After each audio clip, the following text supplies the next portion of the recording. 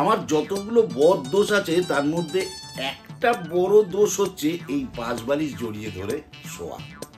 এটা আমি ভীষণ ভালোবাসি।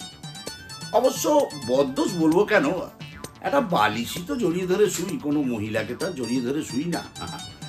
মানে আমাদের ফিল্ম লাইনে তো জানেনি, মানে সবাই বলে না আমার ছেলে সিনেমায় নেমেছে কি আমার মেয়ে সিনেমায় নেমেছে, মানে নামে সবাই, কেউ ওঠে না, মানে সবই ডিমোশন, কোনো প্রমোশন নেই।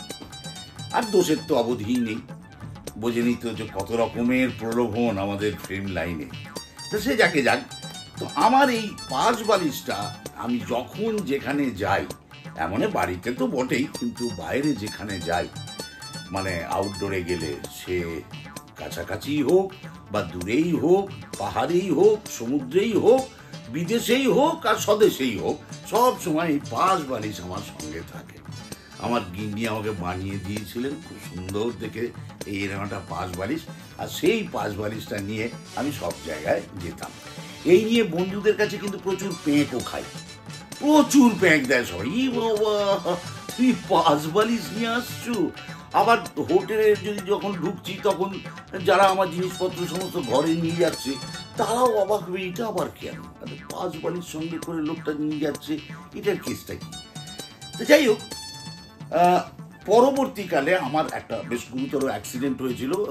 সেই অ্যাক্সিডেন্টের পর থেকে এই জিনিসটা আমার সত্যিই খুব জরুরি হয়ে পড়েছে, কারণ ও পাটা আমাকে একটু পাঁচ বালিশের উপর রেখেই শুতে হয়। সেটা ডক্টরও অ্যাডভাইস করেছেন, যাকে সে সমস্ত কথাই যেতে চাইছি না। যেতে চাইছি যে এই পাঁচ বালিশে মানে অনেক সময় অনেকে শুয়েছে মানে গায়ে দিয়ে আর কি, ওর ওপরে ভর দিয়ে। অনেক সময় কারোর হয়তো কোনো চোট লেগেছে, তখন এই পাঁচ বালিশ হেল্প করেছে, আমাকে তো করেছে, আমি তখন তাদের হাতে পাঁচ বালিশটা তুলে দিয়েছি। এবং আমার সেই প্রিয় প্রেমের পাঁচ বালিশ, আমি লন্ডনে গিয়েছিলাম একটা ছবি করতে, ছবিটার নাম হচ্ছে রোমিও ভার্সেস জুলিয়েট। সেই রোমিও ভার্সেস জুলিয়েট ছবিটা করতে গিয়ে আমার সেই প্রিয় পাঁচ বালিশ কোথা থেকে কোথায় চলে গেল জানি না, সেটা কিন্তু হারিয়ে গেল, জাস্ট হারিয়ে গেল। এবং আমি যখন ফ্লাইটে উঠেছি তখন হঠাৎ আমি দেখছি আমার পাঁচ বালিশ আমার সঙ্গে নেই। সে দুঃখ আমি কাটি, কি বলবো, সে দুঃখ। বাড়ি এসে দিনকে বললাম আমার পাঁচ বালিশটি গেছেন গায়েব, এবার কি হবে। তো আমার গিন্নি তখন খুব সুন্দর একটা বুদ্ধি দিয়ে দিল, বলে ঠিক আছে যা গেছে গেছে, ওসব করতে ভেবো না, এবার তোমাকে আমি একটা জিনিস শিখিয়ে দিচ্ছি, এবার থেকে তুমি পাঁচ বালিশ না, পাঁচ বালিশের ওয়ার নিয়ে যাবে। হ্যাঁ না, ওয়ার মানে ঢাকনা।